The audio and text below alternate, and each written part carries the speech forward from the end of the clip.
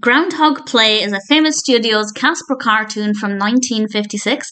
This is directed by Seymour Kneitel and Tom Golden. It's written by Larz, Bourne, and we have a voice cast including Mae Questel. And unfortunately, I didn't like it. There were some okay bits of animation, but it just didn't work for me. It's set up as if we're reading a comic strip, and I didn't really like that as a structure. It didn't work very well. The animation for it was quite good, but I didn't care for it as a concept.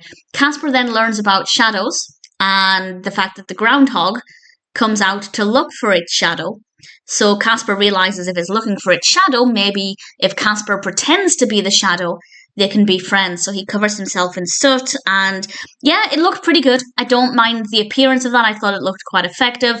And then he pretends to be the groundhog's shadow. And I won't say exactly what happens, but I really didn't like the ending. I really didn't care for it. The actual events, once Casper becomes the shadow, they're fine. They're not that interesting, but they're not bad necessarily. So for me, this doesn't really have anything to offer. I like the animation of the groundhog.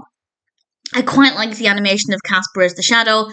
I didn't like the concept of setting it up as if it's a comic strip, but the way it was animated did look good, which sounds contradictory, but hopefully you know what I mean. It looks good, but I still didn't care for it as a concept. So for me, Groundhog Play just wasn't that interesting.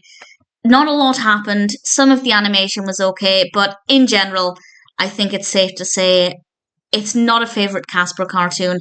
If you're a fan of Casper and you haven't seen it, absolutely check it out. Make your own opinion. You might like it more than I did, but personally, it's not one that I'd be watching a second time.